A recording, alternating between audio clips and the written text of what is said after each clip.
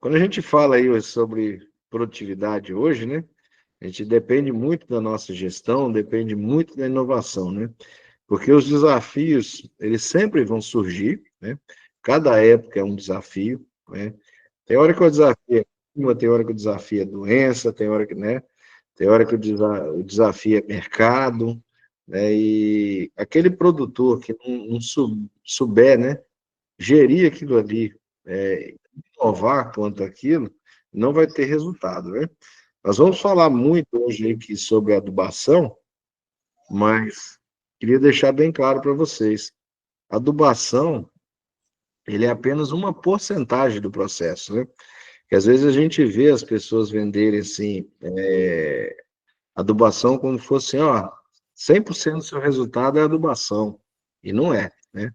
É, na verdade, se a gente fosse com um número, a gente ia colocar um número aí e falar que a adubação corresponderia de 5 a 10% da produção, né? E vimos isso aí o ano passado, né? Que o fator clima quebrou 50% da produção. Então, assim, a adubação por si só, ela não resolve tudo, mas ela é uma ferramenta importante, a gente vai debater um pouco sobre ela aqui hoje, né? Até porque muita coisa está vindo de adubação, e nós estamos aí no momento de uma nova evolução, né? Com desrespeito à adubação. Mas, enfim, resumindo aqui, né? Quando a gente fala em produção, né? Gestão e inovação são características que vão fazer a gente produzir mais, né? Agricultores que não tiverem atento a trazerem, né? Inovações para dentro da sua lavoura, eles sempre vão ficar para trás, né? Tem um amigo também que é produtor de café, que ele tem uma frase, né, que ele fala assim, quem conhece ele aí, tem muita gente do grupo que conhece, né? Ele é produtor de café e produtor de banana, né? O Renato Bianchini, ele tem uma frase que ele fala assim, quem planta o que sempre plantou, só colhe o que sempre colheu. Se eu quero colher mais, eu tenho que fazer diferente, né? Eu acho bem pertinente a frase dele, né?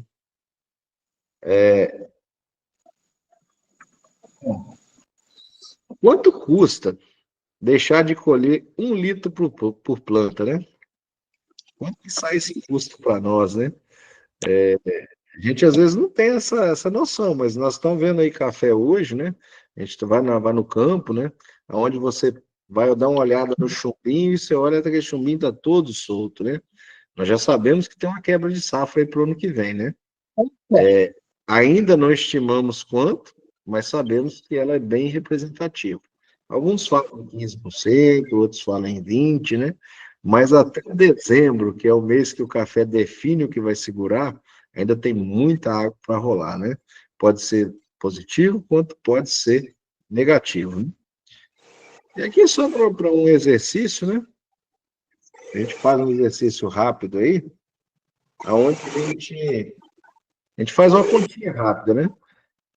1 litro por planta. Se a gente tiver 4.000 plantas por hectare no estande, a gente teria aí 1 vezes 4.000, nós teríamos 4.000 litros, né?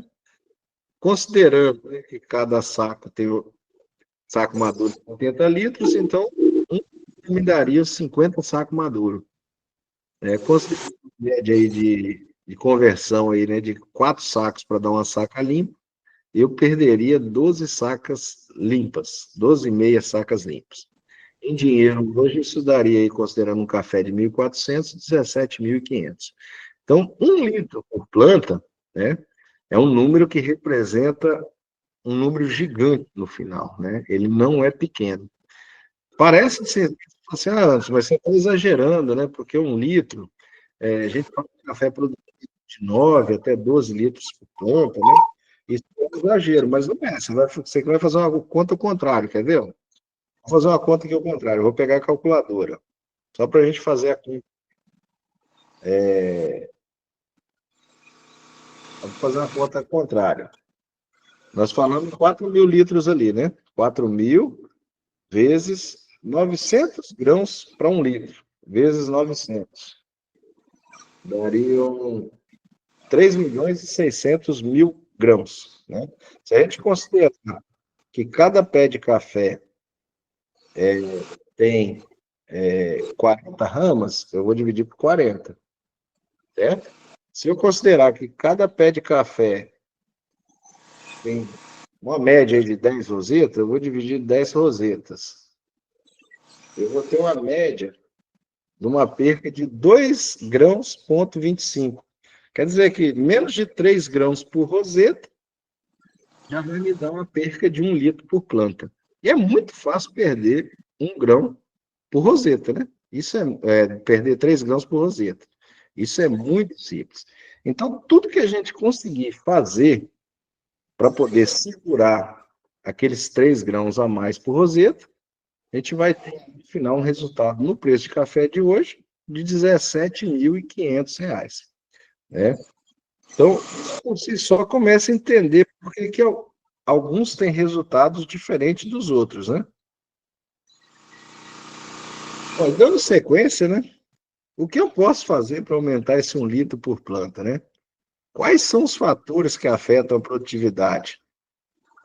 Quando a gente começa a falar em fatores, a gente fala em vários, né? A gente vai falar de adubação, vai falar de irrigação, né? Vai falar de manejo de praga e doença, vai falar de nematóide, de enraizamento, de preparo de solo, de clima, né? De saúde do solo. Então, todos esses fatores aí, muitos outros que estão ainda para ser comentado, eles vão afetar na minha produtividade. E aí, quanto mais você vai corrigindo esses fatores, melhor vai ficando o seu resultado. Então, quando a gente pensa numa planta de café, a gente está pensando aí numa grande fábrica, né? Onde se um setor daquela fábrica não tiver correto, ele afeta toda a minha produtividade. Então, assim, o aumento de produtividade está no detalhe, né? E é o detalhe que passa muitas vezes despercebido.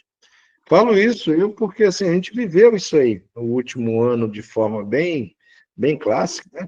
É aquele produtor que conseguiu fazer um manejo de cobertura de solo, conseguiu fazer um protetor solar, né? Ele conseguiu ter uma perca menor do que outros tiveram, né?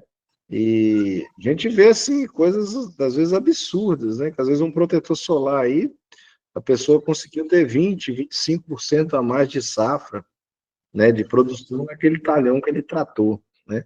Em outros casos, não. Então, assim, a produção está no detalhe, né? Existe aí nesse meio aminoácido, existe nesse meio aí extrato de alga, né?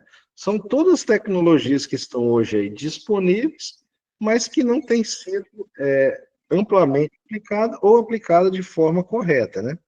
E para nós que trabalhamos aí também o campo e trabalhamos também com o desenvolvimento de tecnologia, a gente vai vendo tanto que essas ferramentas têm a acrescentar. E aí é um pouquinho do nosso debate de hoje, né? Bom, quando a gente fala aí sobre estresse, né, que é um fator super importante hoje, né, a gente vai vendo aí o que é o estresse, né? Estresse, normalmente eu tô relacionado, né, à temperatura, à umidade, à luz solar, a vento, né? Eu vou ter todos esses aí, né, que podem estar afetando a minha produção, né? Bom, e aí eu começo a me deparar com situações, né? Ô, Braz, seu microfone está ligado. Deixa eu ver se eu consigo desligar aqui. Consegui. Eu não consigo desligar das 130 pessoas que estão aí, mas um ou outro que aparecer aqui eu até consigo. Bom, isso aqui nós vivemos há 3 anos atrás, né? Um abortamento muito grande de grão, quando o grão já estava grande, né? O que foi isso aqui? O fenômeno da hiperidratação, né? Excesso de chuva, né? Quando nós temos excesso de chuva, nós temos a hiperidratação que ocasiona abortamento, né? Então, nós temos abortamento por excesso de chuva, nós temos abortamento por excesso de temperatura, nós temos abortamento por vento, né? Nós temos diversas formas de estar perdendo aquele grão, né? E aí, quem consegue dominar um pouco melhor, é, não é o clima, né? Mas a gente fala mitigar, né? Que é diminuir os efeitos do climático, né? E o efeito do climático, ele cada vez vai entrar mais na moda, né? Porque isso aí já tem sido recorrente, né? Hoje não é o objetivo nosso aqui falar sobre clima, mas quando a gente está dando uma aula sobre clima, a gente começa a perceber o quanto que nos últimos anos o clima tem sido tão importante. Então, a gente precisa começar a mitigar um pouco mais sobre isso. E aí eu tenho que ver as ferramentas que eu tenho quanto a isso, né? Por isso que eu estava até ali no início falando, né, sobre a importância dos aminoácidos, dos extratos de alga, né, dos protetores solares, que são o que a gente tem hoje para mitigar alguma coisa de clima. Claro que também tem um manejo, né, do solo, por exemplo, aí, né? Um local que está dando hiperidratação, lugar que pode encharcar e dar alagamento, as áreas baixas, eu tenho que pensar em drenagens, em drenos, né? Bom, e como que a coisa funciona, né? Aqui uma figurinha simples, está mostrando aqui um exemplo de um estresse hídrico, né? Só que se eu quisesse botar isso aqui também em temperatura, eu vou ver algo parecido, né? Não vou ver diferente disso aí também. O que que acontece? É, né? Que mostra aqui para nós? A redução da fotossíntese, né? Aqui, logo, logo, nós vamos falar um pouquinho sobre o que é a fotossíntese em si, né? Deixa eu só aceitar mais um pessoal aqui. Bom, quando a gente vai falar da fotossíntese, né? O que é a fotossíntese? A fotossíntese é o que vai fazer a planta produzir, né? Eu gosto até de debater um pouco sobre isso, que o que faz a planta produzir não é o adubo em si, mas é a fotossíntese, né? O solo, que o solo já está equilibrado nutricionalmente, eu precisaria muito pouco em adubo, porque o que eu preciso de estímulo já tem no solo, né? Não é a quantidade que eu jogo, mas é o estímulo. O adubo ele vai vir como um estimulador da fotossíntese, né? Ali que ele acaba entrando, né? Para vocês terem assim só uma ideia, né? Pega as culturas aí, né? Você vai pegar a cultura do café, quantas toneladas um café produz por hectare, né? A gente vai fazer a continha ali, ó, né? Você vai fazer uma continha. Aí você vai descobrir, você fala, o café produz aí, né, 40, 50 toneladas, né, de grão maduro por hectare. Naquelas 50 toneladas, você vai descobrir que o que ele tem de adubo é até pequeno, né? Está muito longe daquele valor. Boa parte daquilo ali é água. Ah, bacana, é água. Mas quando eu tiro a água, eu pego da parte seca, você vai descobrir que o adubo ainda é pouca coisa. Mas por que ele é pouca coisa? Porque o que o grão tem de muitos são as macromoléculas, né? Carboidrato, os carboidratos, lipídios, né? As proteínas, são as macromoléculas. E essas macromoléculas são ricas em, né? Então a gente depende do carbono. O carbono vem da onde? Vem do ar, né? O carbono do ar, né? Ele entra pelo estômago e através da fotossíntese a planta faz a fixação desse carbono dessas moléculas, né? E aí ela começa a ganhar o peso. Então, assim, quando a gente fala da nutrição, né? A gente vai ver assim que a nutrição ela é um estimulador da fotossíntese. Então, quando eu coloco um adubo, eu estou simplesmente utilizando ele para estimular a fotossíntese, né? Bom, então tudo também que desestimula a fotossíntese, ele me gera percas muito grandes. Não adianta eu jogar adubo, né? Que vai me trazer o quê? Umas percas muito grandes. É o que essa figurinha mostra, né? Uma figura bem antiga, né? Não é nova, né? Onde ela mostra uma planta sem estresse, ela tem aqui um nível de fotossíntese lá em cima. Um estresse hídrico moderado acaba baixando o índice. O estresse maior, ela ainda baixa ainda mais, né? E aí a gente vai tendo as nossas percas de produtividade.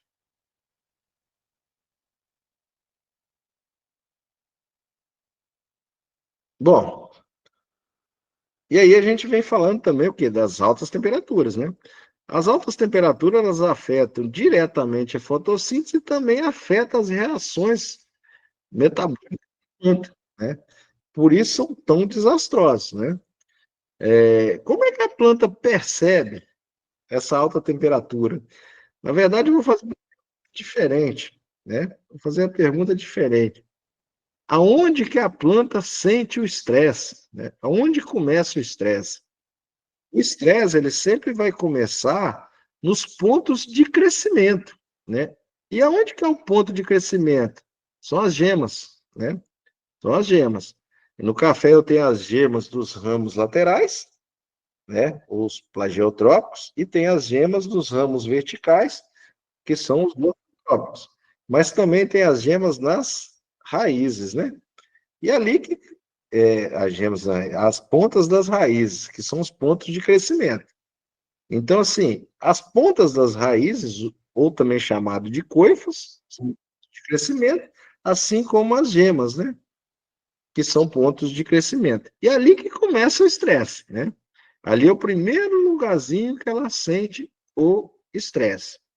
E uma vez que ela sentiu o estresse, ela vai ativar mecanismos de defesa para poder não sentir tanto trauma com esse estresse. Por isso que assim, olha como que a planta funciona, né? Amanheceu o dia. No amanhecer o dia é a hora que ela está metabolicamente mais ativa, né? Ela está fazendo fotossíntese, ela está absorvendo água, ela está absorvendo nutrientes nesse início da manhã. Chegou o horário, né, de 10 horas em diante, né, 11 horas da manhã, e o tempo, né, ficou muito quente, né? Ela começa a sentir o estresse. E aí o que ela faz? Fecha as folhas. Se ela fecha a folha, o que ela fez? Ela diminuiu a fotossíntese. Se ela diminuiu a fotossíntese, ela vai diminuir o meu resultado no final, né?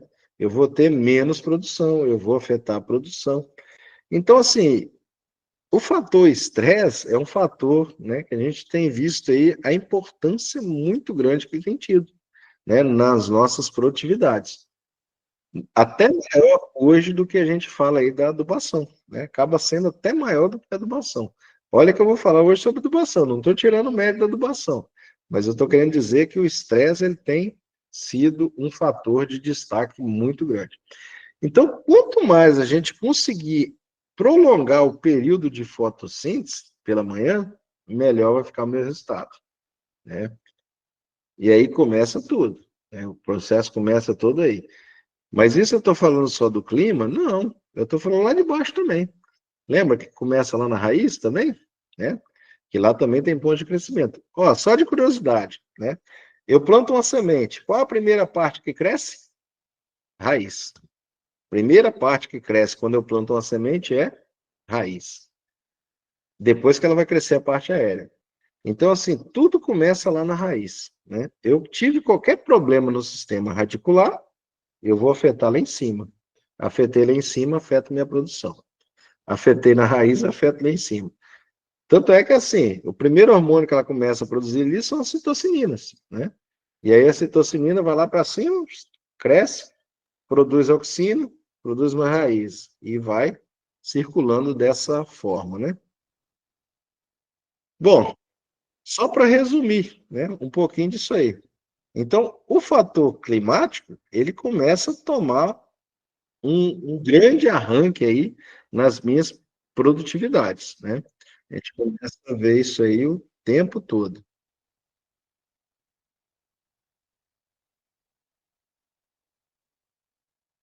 E quando eu vejo essa cena e essa situação, né? Aqui eu começo a ver, né, uma escaldadura do grão, né? Da folha, né? A planta já chegando no seu limiar de estresse, né? Só de curiosidade aqui, ó. Temperatura ambiente igual a 40 graus. Qual a temperatura que está na folha, né? A folha pode chegar a uma temperatura de 15 graus acima da temperatura ambiente. Então, quer dizer, se está 40 no ambiente, pode estar chegando essa temperatura a 55 graus. A 55 graus, as reações fisiológicas, elas começam a ficar comprometidas. Desnatura enzima, desnatura proteína, né? E aí a gente começa a ver essas cenas aí de escaldadura. Além do mais, né, a gente compromete, né, toda a absorção também de alguns nutrientes. E aí você começa a ver a planta apresentando deficiência de manganês, deficiência de cálcio, deficiência de boro, né? Por causa do estresse térmico, né? Afetou a absorção desses nutrientes, afeta também diretamente a fotossíntese. Isso tem sido uma cena até comum.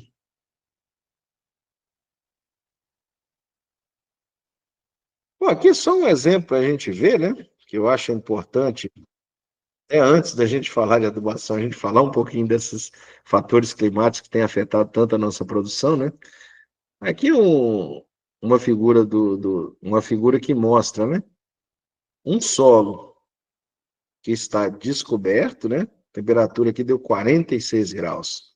E o solo que tinha uma palhada, a temperatura de 27 graus. Na superfície dele, né? Bom, o que eu queria falar um pouquinho aqui para vocês? As raízes que absorvem mais nutrientes e água,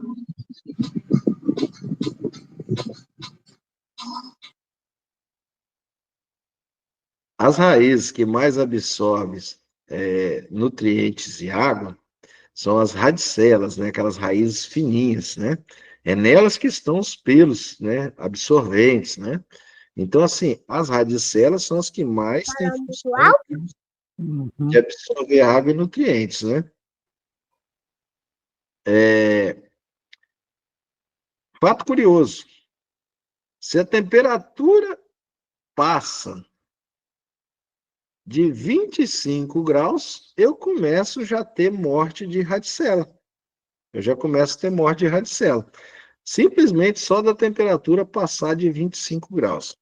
Então, se eu tenho um solo, né, mais exposto, igual esse aqui que está com a temperatura de 50 graus, você pode ter certeza que você vai chegar, às vezes, ali a 5 centímetros de solo, e essa temperatura vai estar passando de 25 graus. Já nessa outra aqui que tinha uma cobertura, né? Se eu abaixei ali 1 centímetro, ela já não passa mais de 25. E a maior parte das raízes das radicelas estão na superfície. Então, assim, o que aconteceu com o nosso café o ano passado, quando tinha solo exposto? Acabou de derreter o processo todo. Por quê?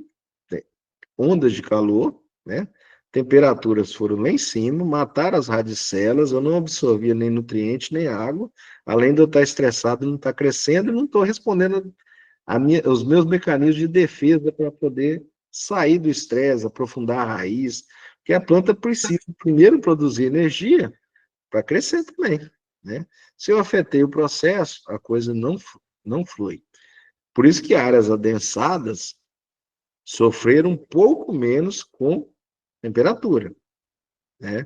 Mas não deixou de estar estressada, mas sofreu um pouco menos. Áreas mais expostas, mais abertas, acabam sofrendo um pouco mais, né? Bom, aqui nós já até falamos, né, mostrando aqui as radicelas, né, que elas estão bem na superfície, né, a irrigação aqui de gotejo, e falamos aí também da temperatura. E aí eu gosto sempre quando a gente vai dar qualquer treinamento, qualquer palestra, né, eu gosto dessa frase aí do Carlos Grosso, né, onde ele fala: a rentabilidade é proporcional à quantidade de conhecimento por hectare. Quem já assistiu aí minhas palestras, treinamentos, sempre vai ver isso, a gente colocando essa frase, porque ela diz tudo, né? Hoje, não é só produto, né? Hoje eu tenho que ter conhecimento, né? E conhecimento de, não só biológico, né? Mas eu preciso ter conhecimento também de gestão, de tempo, né? Para poder dar a melhor orientação, né? Bom, qual que será a nossa discussão aqui hoje, né? Nós falamos um pouquinho de fotossíntese, falamos de mitigação de estresse, né? Vamos falar um pouquinho de conservação do nosso patrimônio e garantia de safra, né? Acabamos comentando um pouquinho sobre isso, que é o que a gente busca, né? Opa! Bom, quando a gente fala em fotossíntese, aí tem um desenhozinho de uma planta, né? Como é que funciona a fotossíntese? Eu gosto até de bater um pouco nessa tecla, porque muitas vezes a gente acaba esquecendo, né? aí da fotossíntese para a nossa produção, né? Nós temos aqui, ó, o nosso sistema radicular, né? As nossas raízes, que é por onde entram os nutrientes e a água, né? Bom, a planta, ela nunca bebe sólido, né? A planta bebe líquido. Então, os nutrientes também eles são entrados de forma líquida, né? Por isso a importância, né, da nossa irrigação, né, das nossas chuvas, que é o que vai fazer entrar água e nutrientes, né? Nós temos aqui, ó, o gás carbônico, né, que ele entra aqui pelos estômagos. Nós temos o sol, que é a nossa fonte de energia luminosa, né? E uma vez que entrou, bateu a luz do sol, juntamente com a água, CO2, né? Nós vamos ter o quê? A nossa fotossíntese, né? Que vai produzir os açúcares, as glicoses. E essa glicose, né? Que vai virar proteína, essa glicose vai virar outros açúcares, vai virar lipídios e por aí vai, né? Então, tudo começa naquele esqueleto carbônico, né? Que é feito da fotossíntese. E é que nós até falamos aqui, né? No final, se a gente olhar o que eu botei de nutriente e o que eu tirei de ganho de peso, né, você vai ver que a parte nutricional ela é baixa, né? Em vista do que é o ganho de peso final, porque a maioria veio da fotossíntese. Então eu preciso me preocupar mais com a fotossíntese. E às vezes a gente vê o pessoal preocupando pouco. Queria abrir um adendo aqui, né? Vocês vão depois entender por quê. Às vezes tem produtores de café que dão estresse para aumentar a florada, né? Quando eu trabalho com arábica, eu trabalho com a planta e ela tem uma tolerância maior a estresse hídrico. Quando eu trabalho com o conilon, eu já tenho uma planta que tem menos tolerância ao estresse hídrico. Então, muitas vezes, aquele estresse hídrico que eu dou no conilon, ele me afeta muito a minha produtividade, porque é uma planta que tolera menos estresse hídrico. Posso fazer, antes, para uniformizar a florada? Pode, mas de forma controlada. 15 dias, 20 dias, não da colheita até agosto, setembro, né? Senão você vai acabar tendo ali prejudicar, né, a produção do seu conilon, né? O arábica já tolera um pouquinho mais, né? Mas também não é aquela coisa totalmente descontrolada, né? E aí a gente vê as nossas rotas metabólicas, né? Olha que coisa gigante, né?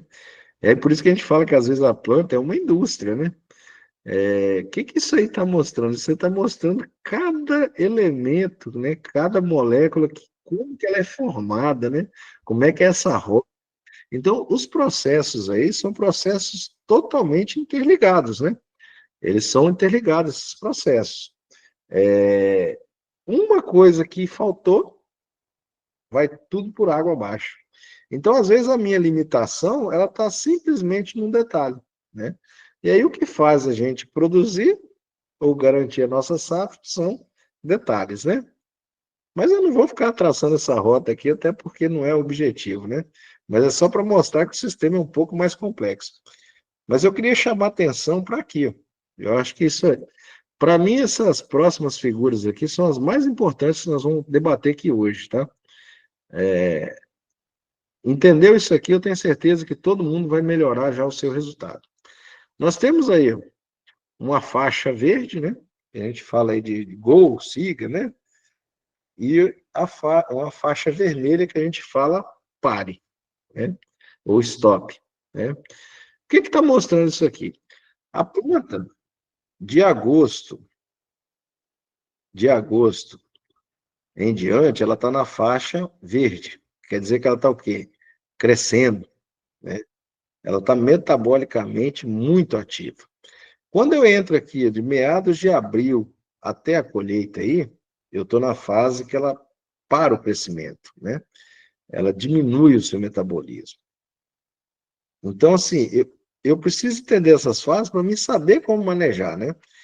E eu queria marcar aqui para vocês aqui, ó, o mês de novembro, né? Novembro e dezembro é o mês da expansão rápida do fruto. O que ele está vindo naquela fase chumbinho, chumbão, ele faz assim, estica de uma vez, né? Ele estica de uma vez, que a gente chama de grão-água, né? Que é a fase da expansão rápida. É nessa fase também que a planta aborta, né? E aí, por que que ela aborta, né? Nós vamos falar aqui por que que ela aborta. Existem as causas naturais e existem também os estresses, né? Mas é a fase de grande abortamento que a gente tem, né? É justamente quando a gente vai entrando nessa fase aqui. É muito importante a gente debater sobre ela aqui hoje, né? Para mim, se vocês saírem com isso aqui claro e aplicar isso no resultado de vocês, eu já me dou por satisfeito, tá? Eu já falo assim, missão cumprida. Eu preciso falar um pouquinho para entender isso aí sobre o amido, né? Vocês estão vendo essa figura aí? Né? Essa figura aqui, essa barra azul aqui, representa a rama do café, né? E as folhinhas, né? Que estão representando aqui o local onde vão estar as rosetas do café. Note que aqui eu não tenho nenhuma folha, aqui eu só tenho uma folha e aqui eu tenho duas folhas. E aí aparecem as bolinhas brancas, tá vendo? Aonde eu tenho nenhuma folha, eu só tenho duas bolinhas brancas, aqui eu tenho 5, aqui eu tenho 10, né? O que que essas bolinhas brancas estão representando para nós? Uma coisa que tem no café, né? Amido, né? Bom, o que que é amido? Amido, ele é um carboidrato, né, um acúmulo de carboidrato que veio lá da fotossíntese, né? Lá da fotossíntese, a planta produziu açúcar, o açúcar foi convertido em amido, e o amido virou estrutura de reserva, né? Para que que ela acumula essa reserva, né? Para que que serve isso aí? Quanto mais amido acumular em volta da roseta, mais grãos vai segurar. Quanto menos amido acumular, menos grãos vai segurar.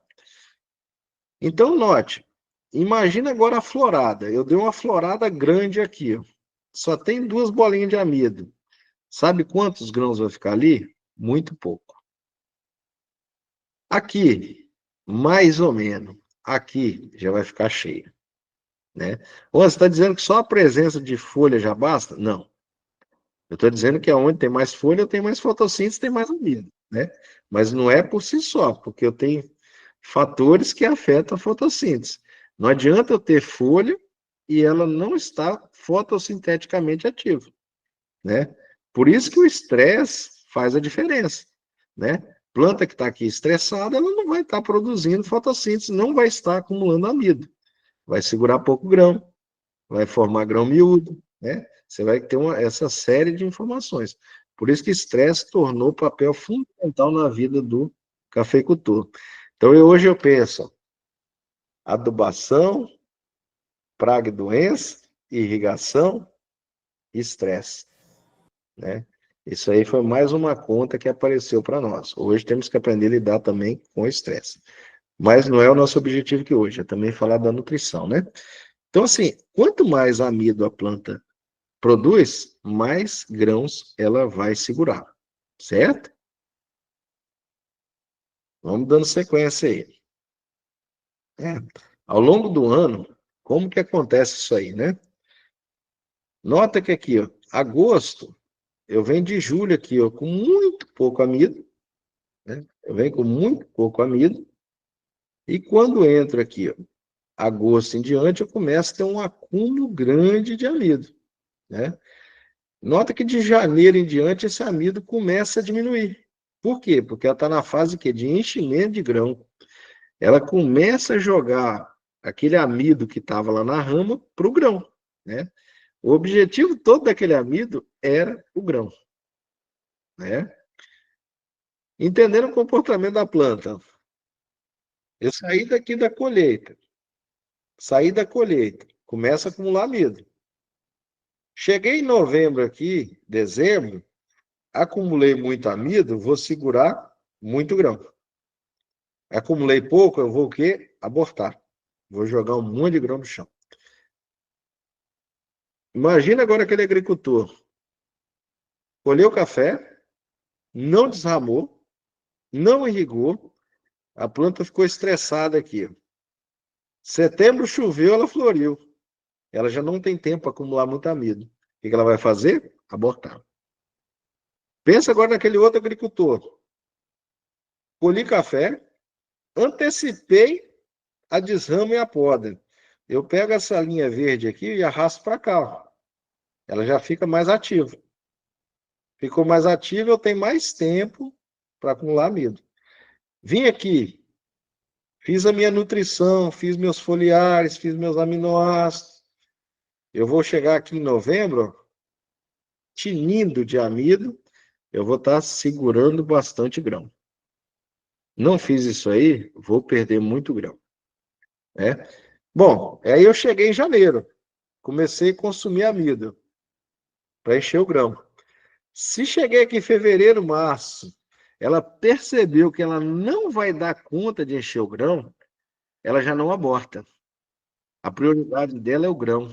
Aí o que que ela faz? Ela começa a tirar amido que está no lenho, lá no tronco, né? Ela começa a tirar aquele amido que está lá no lenho, no tronco, para jogar para o grão e se mata. Morte súbita, né? Então nós temos aí clones, né? Igual o pessoal sempre falou do 02, 12V, né? Que é um clone, ele se mata de produzir. Mas por que que ele se mata? Porque ele chegava aqui, ele não dava conta de encher, aí ele tirava do leite e morria, né? Então, assim, nós vamos ver, às vezes, planta que está lá super carregada, morrendo, né? Era doença, né? Pode ser doença, pode ser o cancro, pode ser o cancro, mas pode ser também o quê? Morte súbita, porque não deu conta de encher o grão. Eu já tive em áreas que, né, é doença, no final não era, era morte súbita. E quando a gente trabalha com os clones, né, com os clones, a gente trabalha com materiais que têm alta capacidade produtiva. Só que ele foi feito muda de estaquia. Ele não foi feito muda de semente, ele foi feito muda de estaquia. A muda de estaquia, eu não tenho raiz pivotante. Então, eu tenho um sistema radicular um pouco mais inferior, vamos dizer assim, né? Não é quer dizer que é ruim, mas se fosse pivotante, seria melhor, né? Então, quando eu trabalho com clone, eu preciso ter um sistema radicular muito bem formado para mim ter uma parte aérea boa. Lembra que começa tudo na raiz? O primeiro que cresce é a raiz, para depois crescer parte aérea. Para mim ter uma copa produtiva, altamente produtiva, eu tenho que ter um sistema radicular muito bom. Aí imagina aquele agricultor que plantou sem preparar o solo, sem botar matéria orgânica, sem corrigir calcário, sem colocar um adubo de cova. Ele vai ter um sistema radicular bacana? Não vai. A parte aérea dela vai responder? Não vai. E se em algum momento ela dá uma produção muito grande, porque aquela copa é de uma planta altamente produtiva, ela começa a morrer. E aí a gente começa a ver plantas que têm morte súbita por má formação de sistema radicular, né? Parece a coisa assim mirabolante, mas não é. Nós já fomos em várias lavouras que o problema estava no sistema radicular, né? Então, muda velha, problema do sistema radicular. Não tem preparo de solo, eu não vou ter uma boa formação do sistema radicular. Não adubar cova, né, o suco, né, matéria orgânica, fósforo, eu não posso deixar de fazer isso aí, porque afetou meu sistema radicular. E aí eu vou ter lá no final o quê? Morte súbita, né? Eu já tive um momento aí que nós mandamos no laboratório um monte de amostras, 90% delas não tinha doença. Era simplesmente morte súbita por má formação de raiz. Isso é muito comum de acontecer. E o fusário ele tem tomado o cancro da haste, né? Ele tem tomado culpa de tanta coisa. Às vezes você vai lá na área e não tem o cancro, né? Às vezes tem materiais, esses são materiais resistentes, e o produtor falando que é cancro, você joga lá, não tem. Aí você arranca a planta, o sistema radicular completamente comprometido, né? Mas voltando aqui, né? Então, aí, a partir daqui, ó, eu já entro na fase de maturação. Então, a rama já fica um pouco amido, né? Se ela, então, assim, é natural esse processo. Então, um dos segredos aí, né, para a gente poder ter bom resultado, é o colher e antecipar a poda, a desrama. Para quê? Para mim deixar ela ativa. deslocar esse verde para cá. Se eu conseguir trazer esse verde para julho, ó que maravilha, cara. Eu vou ter mais tempo até chegar novembro, dezembro. Outra coisa é, nesse período aqui, ó, eu começar a fazer uso aí de nutrição, né? E também de foliares, né? O café é uma cultura que responde muito a foliar, mas muito, né? Pense numa cultura que é responsiva à adubação foliar, é café, né? E aí é onde está o segredo, né? De grandes produtores. Começou lá atrás, né? Vou fazer um comparativo aqui entre a Arábica e Conilon, né? Fazer um comparativo entre a Arábica e Conilon. Conilon, a gente começou irrigação. Arábica sem irrigação. Conilon, a gente começou micronutriente. Arábica são, né, é muito pouco que se usa ainda de micronutriente. Então, você trabalha com a cultura muitas vezes sem micro, sem irrigação. Claro que eu estou falando assim, não é de todos. Existem produtores que já têm hoje arábica irrigado, arábica fértil irrigado, fazendo micronutriente. Mas numa massa, numa média, né? A maior parte dos produtores de arábica ainda não fazem isso, do Conilon já faz, né? Então a gente começa, né, já ter algumas diferenças que você vai trabalhando. Então, assim, o segredo começa ali, nutrição, irrigação, começamos aí com micronutriente. E aí temos produtores que são acima da média. O que eles fazem? Foliar. Um dos grandes segredos para fazer a planta produzir de conilon é foliar. E quando que eu faço esse foliar? Quando ela tem que estar o quê? Mais ativa. Quando que ela está mais ativa? Justamente aqui, ó, de agosto a dezembro. Se eu ainda fosse juntar um pouquinho mais, quais são os meses que ela está mais ativa ainda? Outubro, novembro, dezembro. Para vocês terem uma ideia, né? Vocês terem uma ideia, esse período aqui é uns 70% do crescimento da Copa do ano seguinte. Porque de janeiro a abril, ela cresce muito pouco. Porque ela começa a gastar energia para quê? Para encher o grão. Aqui, ela gasta em crescer. Porque o grão ainda é pequenininho, não extrai tanto. Aqui, ó, vai tudo para o grão. Vamos lembrar do ano passado. Ondas de calor, né? Ondas de calor. A nossa Copa cresceu? Não. Cresceu muito pouco, porque as nossas ondas de calor foram em quais meses? Outubro, novembro e dezembro. E aí a Copa cresceu muito pouco. O ano anterior, a nossa Copa tinha crescido bastante, porque outubro, novembro, dezembro, chuvoso, temperatura mais amena. Então, assim, a maior parte do crescimento do café é nos meses de outubro, novembro, dezembro.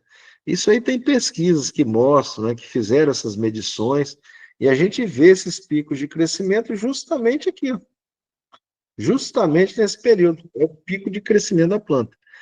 Então, quando ela está crescendo, se você der o estímulo, ela vai crescer mais.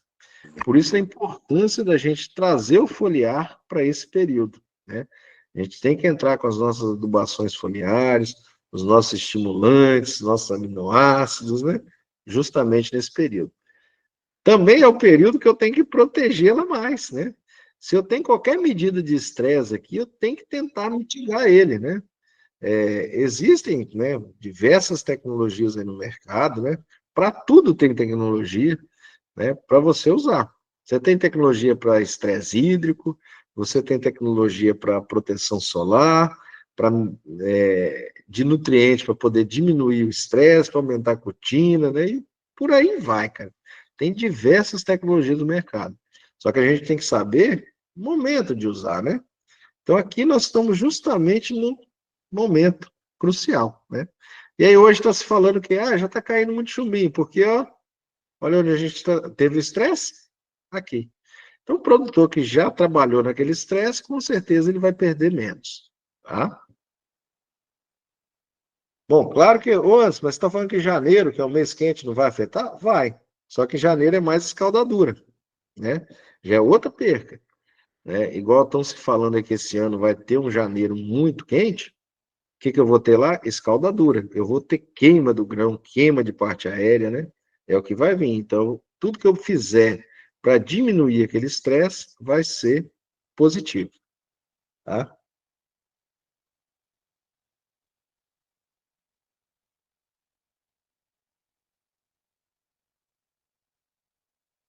Bom, e aí uma frase do Dirceu Geisser, né? Que vai resumindo tudo que nós estamos falando aí. Passou a fase de agricultura de produtos para a fase de agricultura de conhecimento. Você que está gostando, que está ouvindo coisas diferentes aí, quiser mandar palminha, mandar um joinha, manda aí para compartilhar, né? Vamos seguindo aí.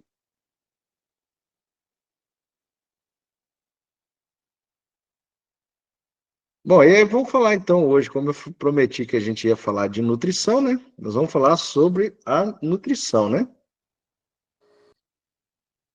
Bom, primeiramente, eu gosto de deixar uma coisa assim bem clara, que às vezes o nosso subconsciente, a gente não entende isso, né?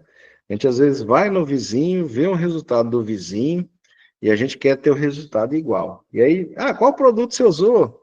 Como é que você usou, né? A gente sempre quer saber qual é o produto. Primeira coisa que eu queria falar para vocês aqui, para a gente, sim, isso é uma coisa que a gente tem que ter claro na nossa mente. Cada solo é diferente, né? Porque o solo, ele tem uma série de informações dentro dele, né? Nós temos ali, né, oxigênio, nós temos água, né, nós temos CO2, nós temos matéria orgânica, nós temos argila, nós temos silt, né? Nós temos compactação, nós temos micro-organismos, né? Isso tudo tem no solo, né? Então, tem solos que eles têm uma capacidade de produção diferente de outros, né? Então, tem solos que eu vou conseguir produtividades extremamente altas, mas tem solos que não. Tem regiões que eu vou conseguir produtividades muito altas, tem regiões que não, né? Porque vão ser fatores limitantes. Então, fora o solo, nós ainda temos a posição, né? Estamos mais próximo da linha do Equador, mais distantes, estamos na região montanhosa, não estamos, né? A gente começa a ter uma variação muito grande. Então, muitas vezes a gente simplesmente copiar não quer dizer que a gente vai ter o mesmo resultado, né? Isso a gente vê claramente no dia a dia, né? A gente que trabalha com agricultura, você vê, mas fulano está usando igual eu, por que, que ele colhe bem e eu não, né? Porque é outro solo, é outro trabalho, é diferente, né? A gente tem que ter esse olhar. Infelizmente, não existe um produto milagroso, né? Quem dera se tivesse. Não existe tecnologia 100% pronta, quem dera se tivesse, né? Eu gosto até de usar de exemplo isso aí, que eu falo assim, que a coisa mais básica que tem em qualquer cultura seria espaçamento. Eu tenho 22 anos de formado, né? Já caminhando para 23 agora, já em abril do ano que vem, mas já caminhando para 23, até hoje eu não conheço uma cultura que tem espaçamento definido. E é a informação mais óbvia que tem. Seria espaçamento. E não conheço uma cultura que tenha espaçamento definido. Imagina o resto, né? Imagina o restante.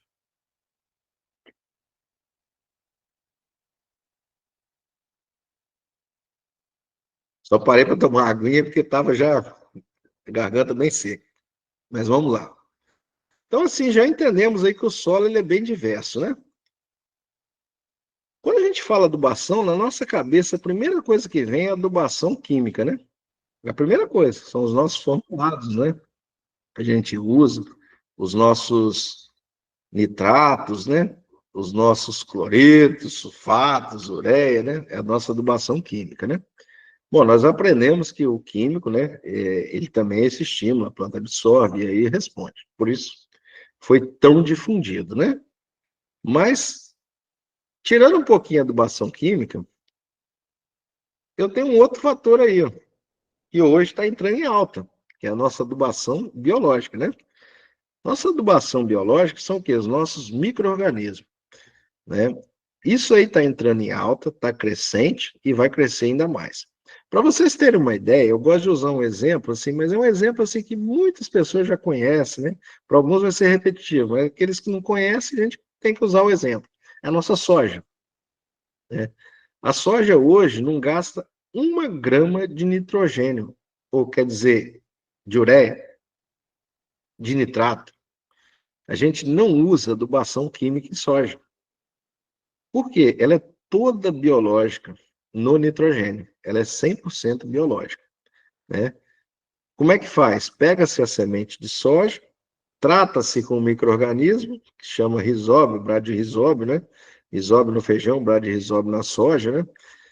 A gente trata a semente com esse micro-organismo e planta. Esse micro-organismo já selecionado, né, que tem alta capacidade de fixação de nitrogênio, fixa nitrogênio do ar e disponibiliza para a planta. E ali ela se alimenta, né? Então, é a cultura que a gente não usa nitrogênio, a gente usa biológico. Estamos começando já, começando não, já está bem avançado, né? Por exemplo, na cana-de-açúcar, né, que está se usando grande quantidade aí de azospirilo, que também fixa nitrogênio do ar. E aí já disponibiliza para a cana. E esse azospirilo a gente já está usando também para outras culturas, porque esses aí já são bactérias. O rizóbio, ele é bem específico, a bactéria já não é tanto, mas faz o mesmo caminho. A bactéria fixa o nitrogênio do ar e disponibiliza para a planta, né? Então, assim, a gente começa a ver que começa-se um outro caminho.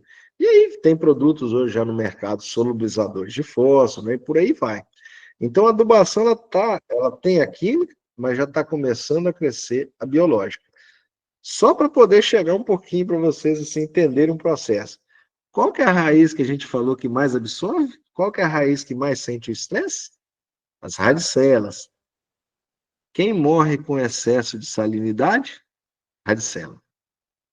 Então, assim, as nossas nutrições, né, elas têm, dependendo de como elas são feitas, a gente causa uma grande mortalidade de radicela. E vamos o quê? Travar a planta, diminuir o crescimento, diminuir a fotossíntese e interromper o resultado, né? Por isso que está se caminhando para entrar um pouco mais com adubação biológica. Você está dizendo que vai tirar a química? Não, de jeito nenhum. A química a gente já tem definido que é a adubação que responde, né? Só que o que ele está dizendo é que nós vamos o quê? Começar a substituir um pouco da adubação química também por adubação biológica, diminuir o índice de sais, né? Isso é extremamente importante, tá? É extremamente importante a gente começar a pensar sobre isso. E isso está sendo o caminho, né? A gente está vendo muitos trabalhos vindo nesse sentido. Bom, ainda falando de adubação, ainda existe a nossa adubação orgânica, né? A adubação orgânica é o nosso esterco, né? Nosso composto, né? Mas também o que? A nossa palhada, né? Também é adubação orgânica. Para vocês terem uma ideia, né? Vamos pegar aqui de exemplo, né? Às vezes eu planto aqui um milheto, um sorgo, né?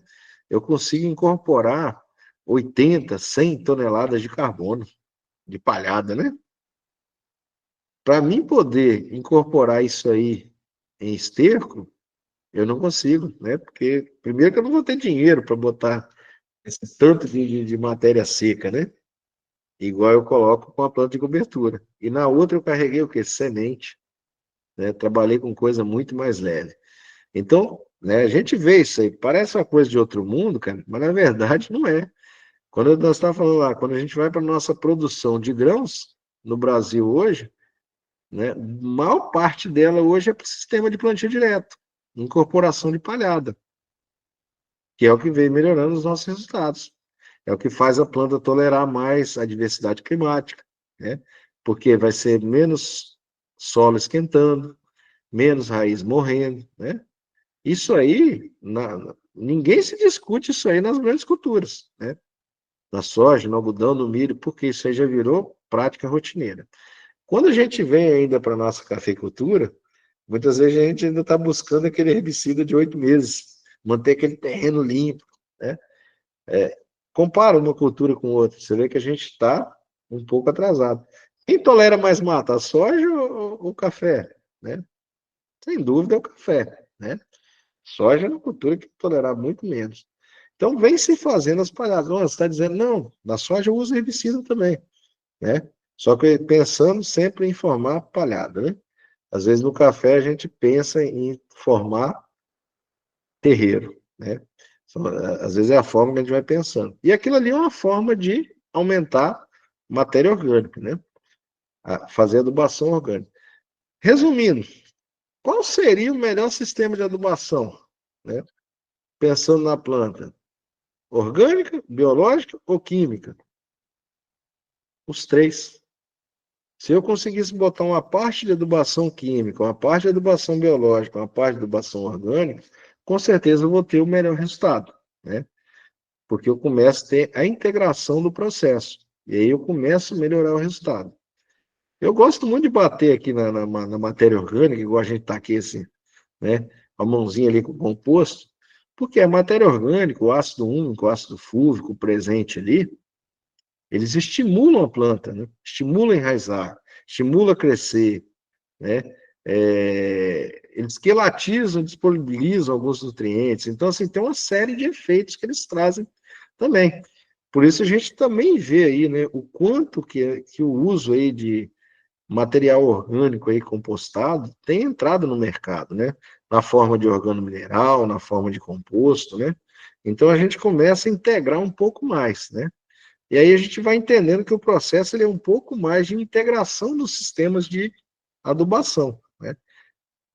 Erramos muito quando a gente usa um esterco, um composto, uma palha, erramos, porque a gente não considera o que tem de nutriente ali. A gente muitas vezes faz aquilo ali a mais, né? E não é para ser feito a mais, é para ser feito em substituição. Mesma coisa do biológico, ele não é para ser a mais, é para ser feito em substituição. Que a ideia de quando eu começo a entrar com adubação orgânica, com adubação biológica, é vir substituindo uma parte do químico.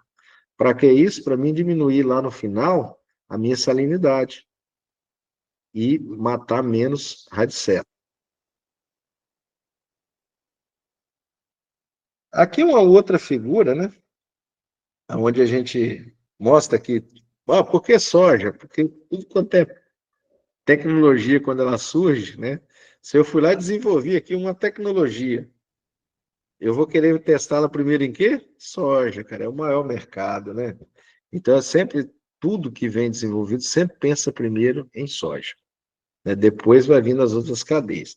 O café ainda é privilegiado, porque ele também está nas grandes culturas, né? Então, acaba, assim, tendo muita informação também para café, né? Bom, mas vamos lá. Um desenhozinho aqui de dois pezinhos de soja. Isso é um desenho, isso não é uma fotografia, né? Mas o que que esse desenho quer representar? O que a gente está vendo no dia a dia, né? Nós temos aqui, ó, tá vendo essa raizinha aqui? Isso aqui mostra a área de absorção dessa planta. E esse aqui mostra a área de absorção dessa. Note que essa aqui, ó, é muito maior do que essa, né? A gente tem uma área de absorção muito maior, né? Por que que essa área de absorção aqui é maior? Se vocês olharem com um pouquinho de atenção, vocês vão ver que tem umas linhazinhas brancas aqui, ó. O que que essas linhazinhas brancas mostram? Isso aqui mostra interação com micro-organismo. Aqui é um exemplo aqui do que seria uma micorriza, né?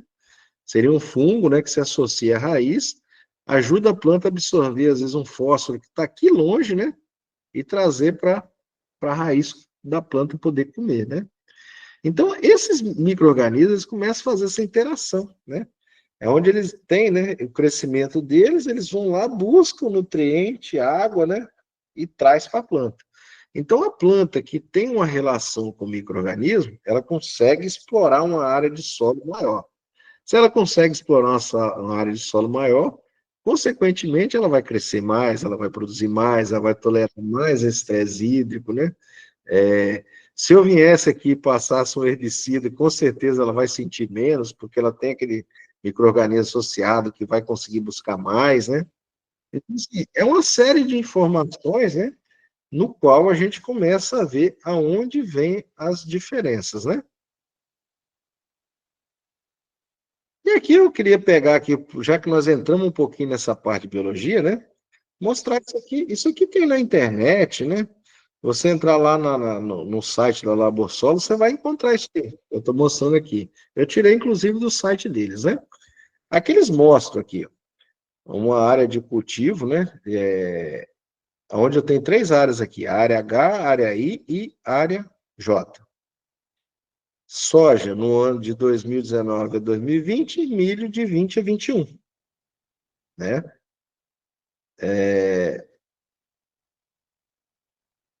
Mostrando aqui de soja e milho nesse período. Se a gente olhar aqui a área, eu fui parar aqui um pouquinho só para ver que tinha mais gente entrando aqui, tá? Mas vamos dando sequência. Aqueles que foram chegando depois, as perguntas, para ir fazendo lá no chat, que a Jéssica vai pontuar algumas perguntas que nós não vamos conseguir responder todas. Então, ela vai tentar agrupar as perguntas, né, de uma forma aí que a gente consiga responder o máximo que der. Porque o grupo é muito grande, não dá para abrir para todo mundo, tá? Então, aqui, na área H, nós tivemos produção de 70 e milho 200. Na área I, 55, 150. Na área J, 70 e 200, né? Quando a gente olha essa análise, a gente imagina o quê? Que a área H e a área J são iguais. E a área I é uma área ruim, uma área inferior, né? No mínimo inferior. Essa é a primeira observação que a gente faz. E aí, né? A gente vê essa fotografia lá embaixo. Olha a área ruim e olha as duas áreas boas. Nossa, a J era para ser a pior delas, né? Estou conseguindo ver aqui até, né? Uma erosão, né? Um lugar onde as plantas não se formam, né? Só que aí você vai ver lá que a J produziu bem, né? E aí, né? Tá até bonitona, né? Verdona, não condiz a foto com aquele resultado, né? E aí vamos fazer a análise de solo para ver, né? Que provavelmente essa diferença está na análise de solo. E aí, quando você vai fazer a análise de solo, você começa a ver aqui, ó, que a área H, ó, eu tenho a CTC 13, a J 13.7, 13.7, 13.7, 15. A H e a J, e aí está mais ou menos igual. E aí eu vou lá ver cálcio. Eu vou lá ver o cálcio.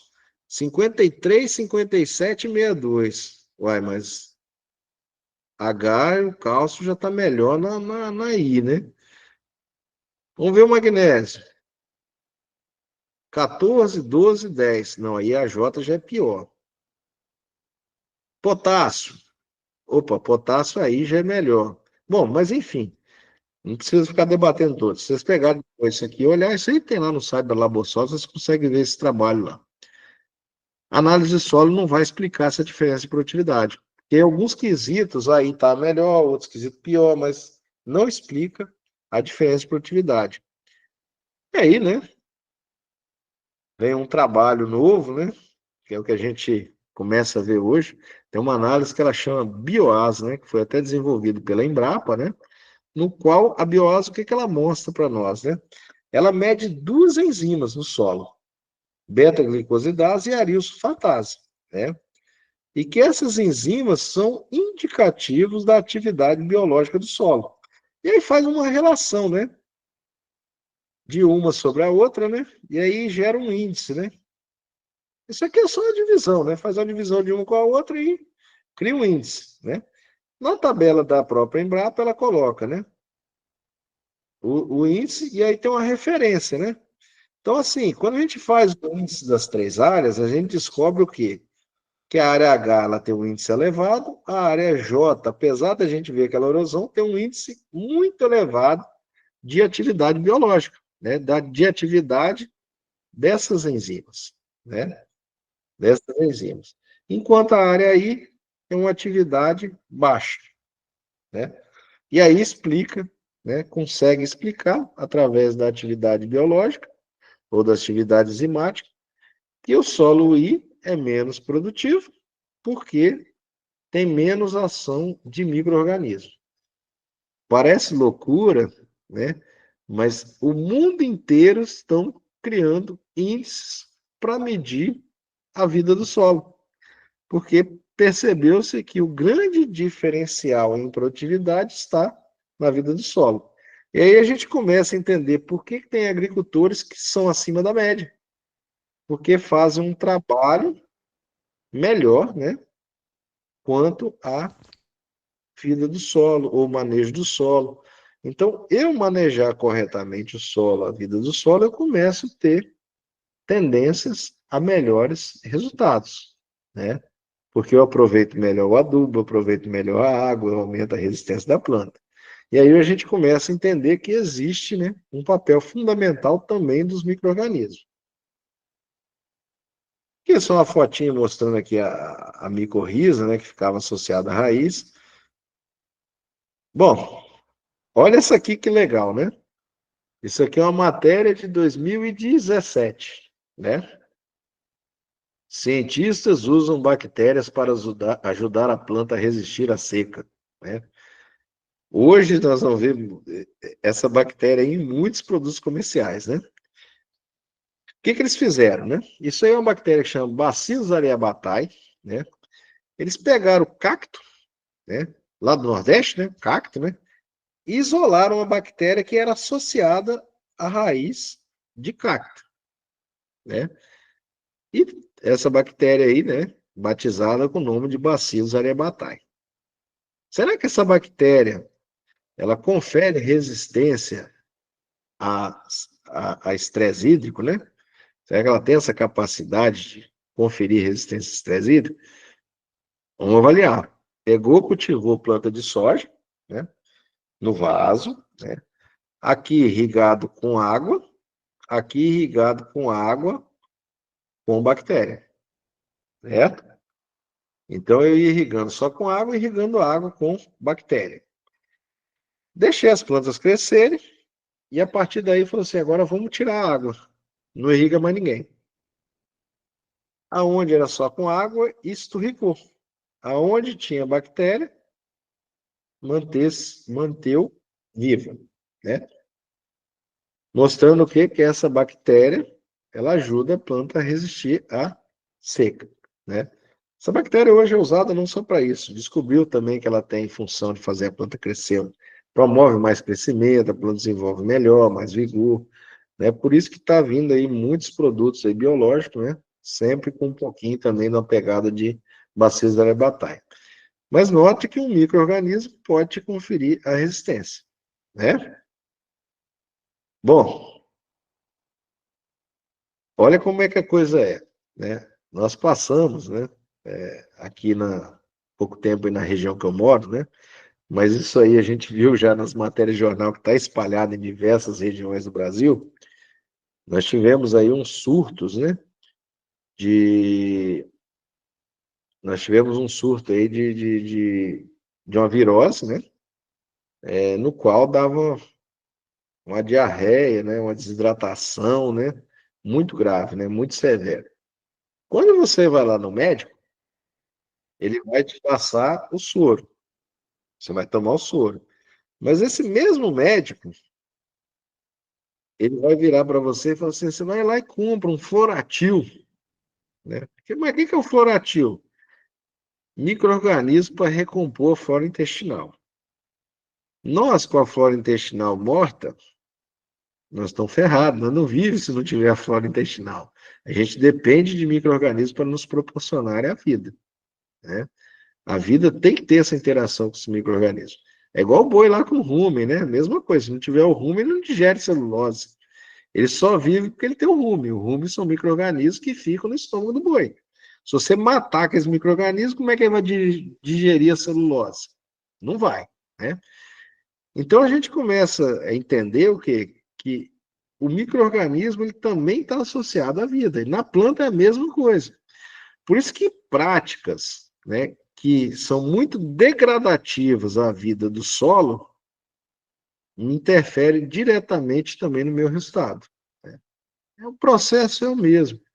Por isso que a gente começa hoje, né, questionar um pouquinho sobre: será que vale a pena eu fazer só adubação química? Ou eu começar a trazer um pouco de adubação biológica, um pouco de adubação orgânica, para melhorar o quê? A vida do solo, tá? E por aí vai. Eu vi a pergunta ali do colega ali que passou aqui rapidinho, né?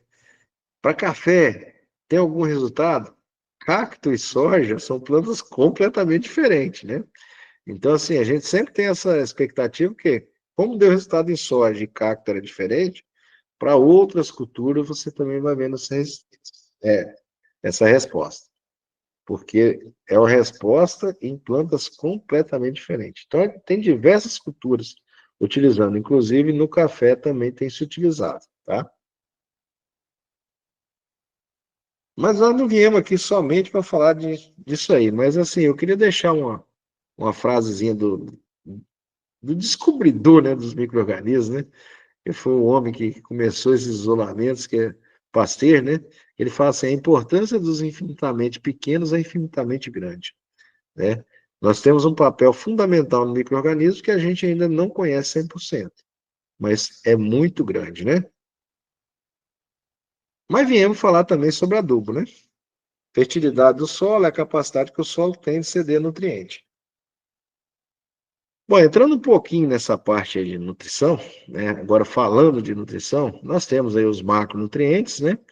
Nitrogênio, fósforo, potássio, cálcio, magnésio e enxofre, né? Você que está presente aí, bate a palminha, manda um joinha para ver que está todo mundo ligado e interligado, né?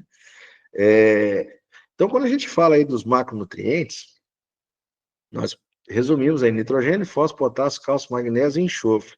Enxofre é macronutriente e muitas vezes esquecido, tá? Lembra daquelas duas enzimas lá que nós medimos a atividade biológica dos solos? Tem uma que ela vem arilsulfatase. Sulfatase vem de enxofre. Então, tem grupos de micro-organismos que só vão estar ativos se tiver também enxofre no solo, tá? E a planta também. A planta, enxofre é macro. Eu tenho que colocar. E muitas vezes ele é esquecido, né? Eu já escutei algumas vezes, a gente vê produtores falando assim, a melhor coisa que tem é usar nitrato, né?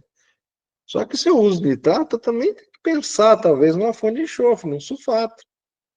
Porque se não entrar enxofre, vai faltar um macro. Então, é crucial o uso de enxofre. A gente não pode esquecer dele. Da mesma forma, a importância que a gente tem dado aí nos últimos anos no cálcio e magnésio. E a gente pega o nosso conilon mesmo aí, que, vamos falar assim, é uma planta que bebe magnésio, né? Ela gosta de magnésio. E quanto mais você vai colocando magnésio, ela vai respondendo. Não é quanto mais melhor, né? Eu ia usar uma frase até errada. Mas é uma planta que ela vai respondendo a magnésio. Então, assim, é magnésio no pré-florada, é magnésio janeiro, fevereiro e março, é magnésio em novembro, dezembro, para poder segurar mais grãos, né? É uma planta que responde muito ao magnésio. E era também um adubo até pouco tempo aí, ele era bem esquecido, né? Temos aí os nossos micronutrientes: ferro, zinco, manganês, cobre, boro, molibdênio, cloro e níquel, né? Bom, os micronutrientes muitas vezes também são esquecidos, né? A gente acaba às vezes não considerando tão bem. Micronutriente vai lá, bota de qualquer jeito e por aí vai, né? Micronutriente, ele é tão importante quanto o macro, né? Não tem, às vezes a gente fica nessa coisa, né? Ah, o macro é mais importante que o micro. Não, não é. A diferença é que o macro eu como em maior quantidade, mas o micro eu também preciso. Exemplo para nós, né?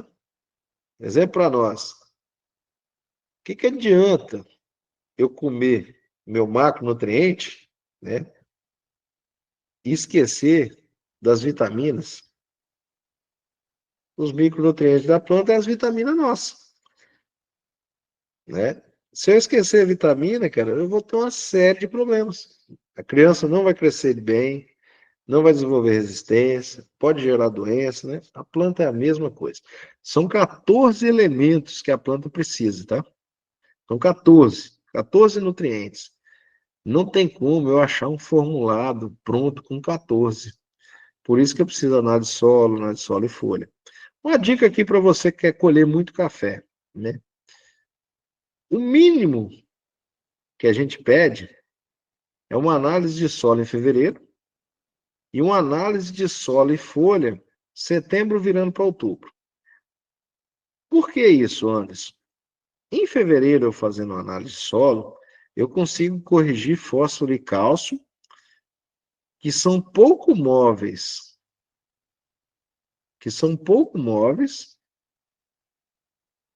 e chegar com eles na florada, que é quando a planta mais precisa de fósforo e cálcio. Fiz análise em fevereiro, em março, abril, eu estou corrigindo, então passo a florada corrigindo fósforo e cálcio tranquilamente. E por que solo e folha, setembro virando para outubro? Porque outubro, novembro e dezembro é a maior parte do crescimento da planta. Ali eu consigo corrigir meus macros, meus micros foliares e poder fazê-la dar o máximo, né? Eu, essa semana passada, passei em dois produtores de café, né? Dois produtores de café que a gente atende. Um tinha feito os foliares certinho, igual foi passado, o outro fez atrasado. Um tinha crescido um tanto assim a copa, o outro um pouquinho sim. Por quê? Por causa daquele atraso. E como eles são vizinhos, né? O que estava com a copa maior falou assim: mas como é que pode, bicho? 30 dias de atraso na pulverização foliar fez essa diferença toda. Eu falei, rapaz, e essa diferença vai ser maior. É porque você ainda não viu. Porque esse a mais que ela já cresceu, esse a mais que ela já cresceu, ela vai produzir ainda mais energia, ela vai crescer mais raiz e ela vai crescer mais ainda. Eu falei, nós vamos saber essa história no final, lá em janeiro. Ali que nós vamos conseguir mensurar o que que aquele um mês atrás fez de diferença. Mas é sempre uma coisa assim gigante, tá? Não é pequeno. Bom, falando aqui um pouquinho dos nutrientes, né? Os nutrientes, eles têm ainda algumas particularidades, né? Que é mais a título de curiosidade, né? Da gente mostrar isso aqui, mais a título de curiosidade, por quê? Né? Nós temos aí nutrientes que eles são móveis no solo e temos nutrientes que são baixa mobilidade no solo. Da mesma forma, eu tenho nutrientes que são móveis na planta e nutrientes que são de baixa mobilidade na planta, né? O que que isso aí influencia num monte de coisa, né? Só de exemplo aqui, olha para você ver, cálcio é móvel no solo, pouco móvel na folha, ou na planta, né? Aonde que eu vejo deficiência de cálcio? Nas folhas jovens, porque é pouco móvel. Boro, mesma coisa, eu começo a ver mais deficiência dele o que? Nas folhas jovens, né? Eu gosto de pegar cálcio e boro, porque entrou período de calor, entrou período de calor, sol intenso, as plantas praticamente não translocam dentro dela boro e cálcio. E aí começa uma série de deficiências. Então, assim, sempre quando eu estou para chegar esse período de calor, eu já tenho que estar com esse cálcio, esse boro lá dentro da planta. Porque lá eles movem muito baixo. Não adianta eu fazer depois, eu tenho que vir fazendo antes, né? A gente vai mexendo nisso aí. Aqui mais um título de curiosidade, olha que isso é de 95, né? Mostrando aqui, né? Algumas características, né? Folhas velhas e folhas novas. Nas folhas velhas, eu costumo ver as deficiências, ó, nitrogênio, magnésio, potássio, magnésio. Nas folhas novas, ferro, enxofre, zinco, manganês, cálcio, boro, cobre, molibdênio, zinco e boro.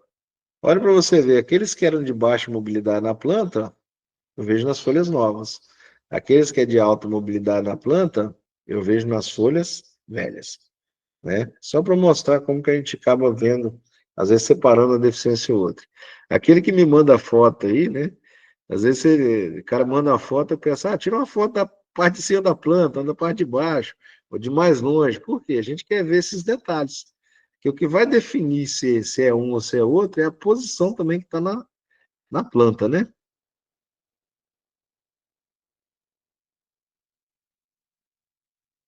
E aí, né, nós temos um gráfico aí, né, da lei do mínimo, né? É um gráfico bem, é uma figura bem antiga, né? Todo mundo aí que estudou, fez técnico agrícola, fez agronomia, né? Também produtores, diversos produtores aí já viram isso aí em diversas palestras, né? Isso é muito comum. O que essa lei do mínimo mostra para a gente, né? A água aqui, ela representa a minha produção. Imagina que eu tenho um café aqui de 150 sacos por hectare. Se todas as minhas ripinhas, né, tiverem lá em cima, o barril está cheio. E eu tenho 150 sacos por hectare. Mas se de repente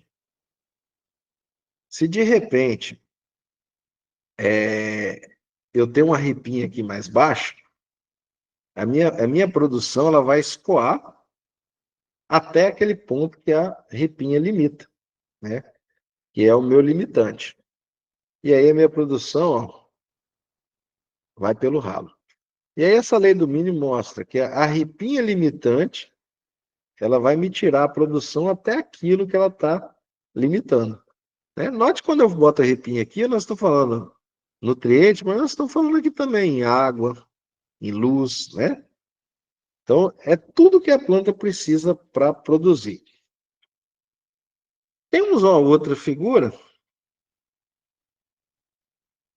onde eu estou chamando aqui, né, de lei do mínimo atualizada, né? Agradeço a Jéssica hoje que ela me ajudou a fazer essa figura aí. Eu falei, Jéssica, eu preciso colocar uma ripinha a mais no barril, né?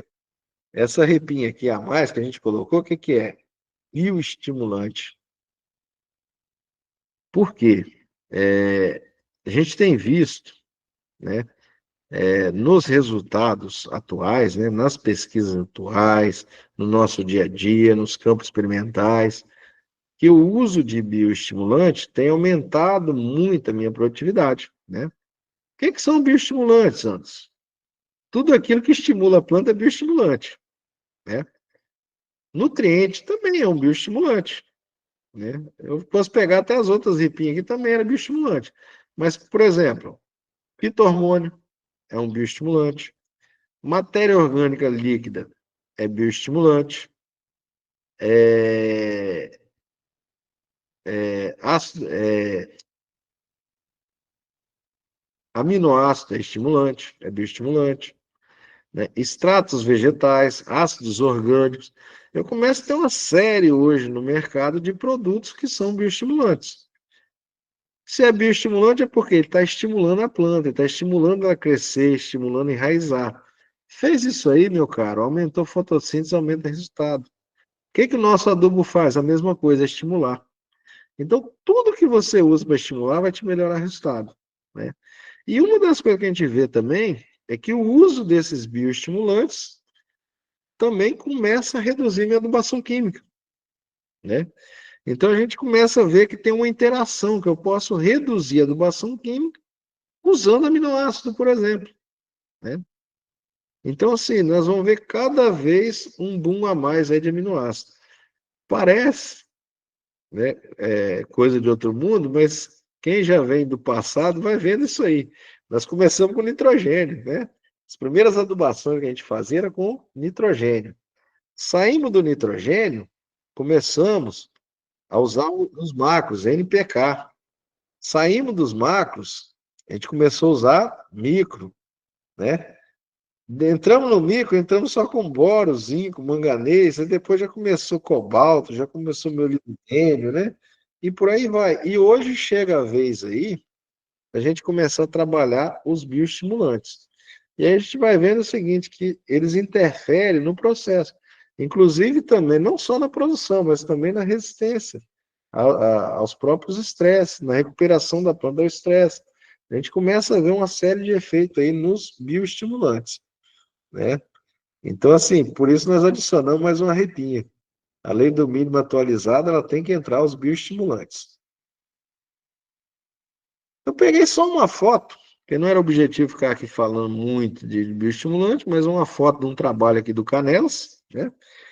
Em 2010, quer dizer que já tem 14 anos nesse trabalho, onde pegou aqui diversas plantas, né, plantas diferentes, e aí tratava sem matéria orgânica com matéria orgânica. O que é matéria orgânica? Ele fala aqui, essas matérias orgânicas aí, líquido aí que a gente usa, base leonardita, né?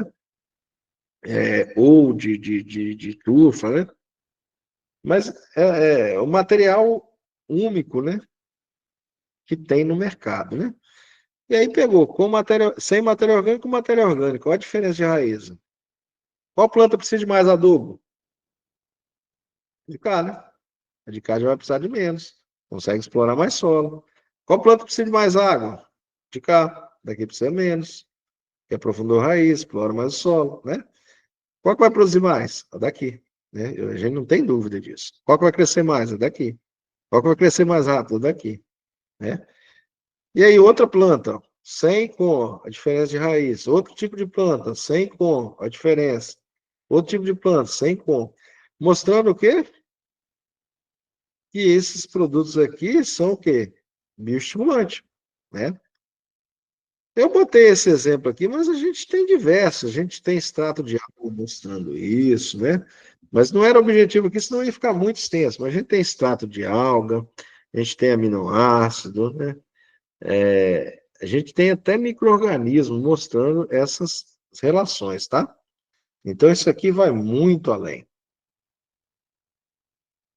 Mas eu queria bater um pouquinho nessa tecla aqui.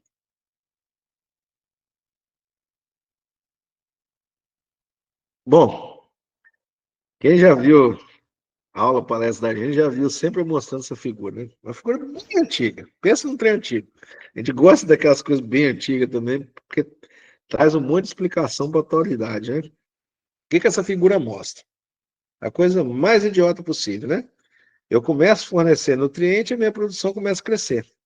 Comecei a fornecer nitrogênio, a produção cresceu. Forneci mais, cresceu mais. Forneci mais, parou. Forneci mais, só gastei dinheiro, porque ela não cresceu mais produção. Forneci mais, ela caiu. Então ela mostra o quê? Que o excesso, eu tenho um efeito de queda de produção. E tem uma fase que ele não me aumenta a produção, eu só gasto produto e dinheiro. Então, se eu trabalhasse nesse ponto da curva, seria o bacana. Esse tempo eu estava até com o professor do IFES, a gente discutiu um trabalho, né? Ele estava fazendo aí na cultura da banana, né? Olha só para me usar como exemplo, né? Cultura da banana da Terra Maranhão. Olha o que a gente observou lá. O máximo de nitrogênio que dava o meu máximo de produtividade era 400 quilos de N por hectare. Me dava o máximo de produtividade. Se eu trabalhasse, vamos falar que estaria esse ponto aqui. Se eu trabalhasse com 90% do nitrogênio, ou 90% da produtividade, eu não quis o máximo. Vamos falar assim, que o máximo seria 70 toneladas. Eu quis trabalhar com menos, eu quis trabalhar com 90%. Então, assim, eu trabalhando com 90%, eu estaria trabalhando com 63 toneladas. 250 quilos de N já atingia, que seria esse ponto aqui. Ó. Então, se eu trabalhar aqui, eu trabalho 250, aqui eu trabalhar 400. O que eu gastei de dinheiro aqui a mais não fecha a conta. Então, se eu pegasse toda a minha nutrição para mim trabalhar aqui, ela vai me dar mais retorno financeiro. Então, eu trabalhar muitas vezes com 90% da produtividade me traz mais retorno financeiro. Se eu trabalhar com excesso, eu tenho esse efeito depressivo. Lembra que os solos são diferentes? Você sabia que nos solos já tem nutrientes que eles estão aqui? Tem. Todo solo tem, né? Todo não, né? Tem solo que é um pouco mais equilibrado, mas boa parte dos solos tem excesso, né? A gente pega regiões aqui, né, no estado aqui do Espírito Santo, que nós temos excesso de manganês no solo. Excesso mesmo, né? Manganês em 40 já estava bom, está em 200. Né? É totalmente excessivo. Sabe o que aquele manganês em excesso está fazendo? Derrubando a nossa produtividade, porque está dando o quê? Efeito depressivo. Né? Isso eu não vou ter aqui na aula de hoje. Né? Na aula de hoje aqui eu não vou ter isso, porque isso é um debate para mais tempo. Mas a gente consegue perceber o seguinte, que a planta, né? Em outro momento aí, se Deus quiser, a gente pode estar passando essas informações, mas hoje aqui eu não tenho, né? Eu não trouxe para cá, que senão ia ficar bem extenso. Aqui era mais um chamado geral aí para a gente poder pegar outubro, novembro, dezembro, né? Fazer um bom trabalho e seguir ganhando dinheiro, né? E seguir fazendo com que a planta nossa produza cada vez mais, né? Mas enfim, só para a gente entender aqui rapidamente. Quando eu tenho excesso no solo, a planta percebe aquele excesso de solo, e quando você faz análise de folha, lá na folha está muito baixo aquele nutriente, mostrando que ela consegue perceber excesso no solo e não absorver aquele nutriente em excesso. Lembra da figurinha do barril? Aquela figurinha do barril, imagina que aquilo é dentro da planta. Se aquele manganês lá na folha está baixo, aquela ripinha está lá embaixo, a minha produção vai lá embaixo, porque a fotossíntese também é boca. Então, aquele nutriente em excesso no solo, ele passa a ser um fator limitante, porque ele vai estar baixo na planta, né? E aí, o que eu vim fazendo ao longo desses anos aí na cultura do café e da banana? Eu vim tentando descobrir esses pontos de equilíbrio, né? Aonde que eu tenho no solo o máximo na planta. Né? Então, você vai ter, assim, por exemplo, nutrientes, né? Vou dar um exemplo aqui, né? Por exemplo, o caso do zinco para café, né? Quando eu tenho um zinco entre 10 e 13 no solo, miligrama, né, por decímetro cúbico, eu tenho um máximo na folha. Repinha lá em cima, né? Zinco está garantido. Quando eu tenho um zinco acima de 13, lá na folha ele começa a cair. Se ele caiu na folha, caiu minha fotossíntese. Repinha lá embaixo. Ô, Anderson, então quando eu estou com excesso no solo, eu estou ferrado? Não, não está ferrado. Mas não adianta você fornecer no solo. Eu preciso fornecer na folha. E aí eu preciso o quê? Fazer foliares para poder equilibrar lá na folha e ter o máximo de fotossíntese. Essa que é a sacada do negócio, né? Então eu preciso começar a entender que aonde eu tenho essas curvas de nutriente excessivo no solo, eu tenho baixo na folha. Se eu subir na folha, eu volto para o meu máximo de produtividade. E quase, né? É difícil você falar afirmação, né? Mas boa parte dos solos tem algum nutriente em excesso que está sendo fator limitante da minha produção, que está sendo fator de ocasionar doença, que está sendo fator de ocasionar praga. Vou soltar mais uma para vocês. Essa aqui eu também gosto muito. Saindo um pouquinho da nutrição, mas olha que coisa curiosa. Todo organismo, quando ele entra, uma doença, por exemplo, né? A doença está lá atingindo a planta. Sabe o que ela está fazendo? Comendo a planta. É a mesma coisa, gente. Você contraiu uma doença. O que a doença está fazendo com você? Se alimentando, né? Ela começou a se alimentar, alguma coisa ela vai tirar a mais. Aquela coisa que ela tirou a mais afeta o sistema de defesa. E aí, afetou o sistema de defesa, o hospedeiro, ele vai ficar o quê? Mais debilitado. Então, toda doença, eu preciso identificar qual o nutriente que ela mais abaixa, para quando eu fizer o controle, eu também fazer reposição daquele nutriente para poder ela responder em defesa. Trazendo para nós, né? Você chega no hospital com febre. Você chega no hospital com febre. Você chegou no hospital com a febre, às vezes o médico nem sabe o que é. Ele te põe no soro. Cheguei com o pé quebrado, te põe no soro. Cheguei com diarreia, te põe no soro. Sabe por que ele te põe no soro? Porque o soro salva a vida. Ah, mas por que o soro salva a vida? Porque as nossas doenças, a primeira coisa que elas fazem é desidratação e fazer você também parar de alimentar. Você já reparou que você fica doente, você para de alimentar? Se você parou de alimentar, você não produz, você não está comendo açúcar. Você não está comendo açúcar, glicose, você não vai responder em defesa. E aí você vai o quê? Ficar mais debilitado e a doença vai, ó, cuidar de você, vai se alimentar melhor de você, né? Você está debilitado, você não tem defesa. Aí quando te bota no soro, te reidrata, te fornece açúcar, né? Glicose e sais minerais. E aí o seu sistema de defesa responde. A planta é a mesma coisa. Só que a planta que a gente tem que fornecer é nutriente. Então, sim, toda doença tem algum nutriente que ela baixa mais. E por isso que muitas vezes fala assim, a nutrição equilibrada, né, é o que faz você resistir mais. Nutrição equilibrada que faz a planta crescer mais, e por aí vai, né? Porque algum nutriente está baixo. E muitas vezes aquele nutriente baixo também pode ser o fator do ataque aí de praga e de doença. Por isso que começa, né? A gente tem que entender um pouco melhor quanto a isso.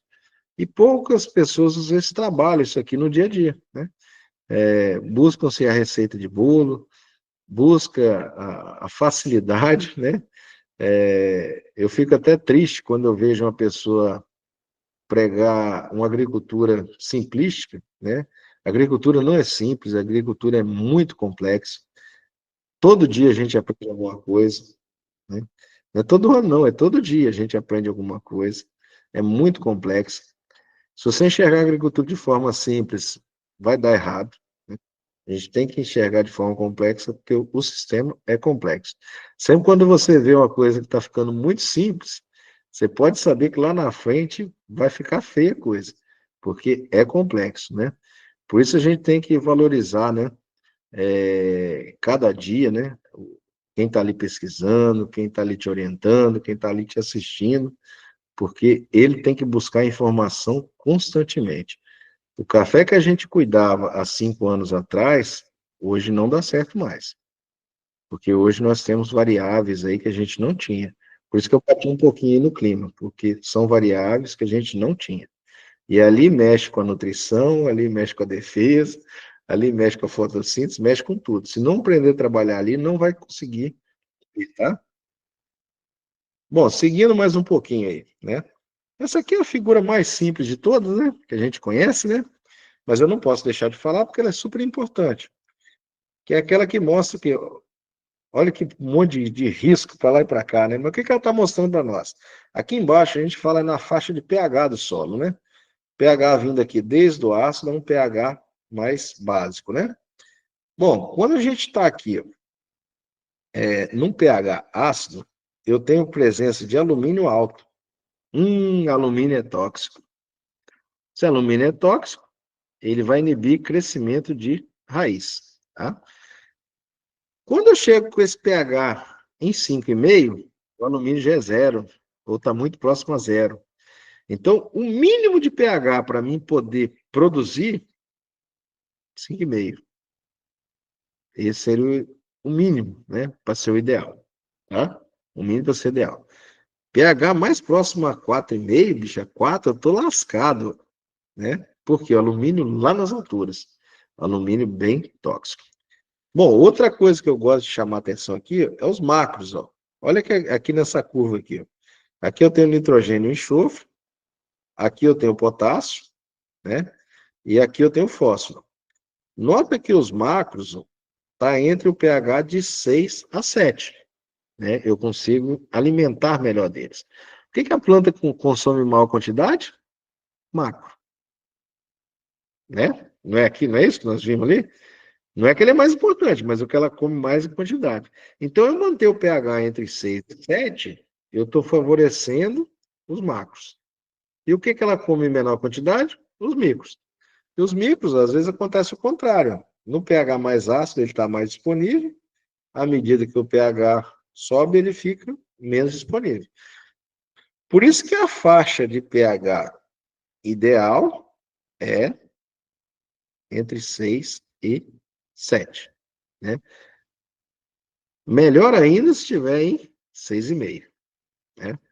Mas entre 6 e 7, tá bem, estou comendo bem os macros, né? Os micros eu estou comendo um pouco menos, mas eu preciso deles menos, né? Então não tem problema nenhum. Eu tenho que favorecer meus macronutrientes. E o alumínio é zero.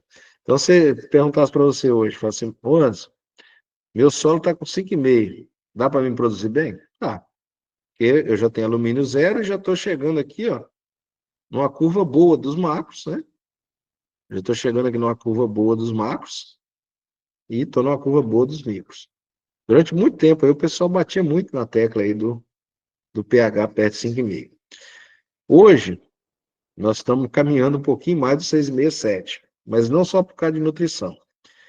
Hoje, uma das grandes ameaças aí da cafeicultura do Conilon se chama cancro da haste, né? Tem pesquisador falando que é naso diploide, tem pesquisador falando que é fusário, né? E aí tem grupos que chamam de cancro da haste.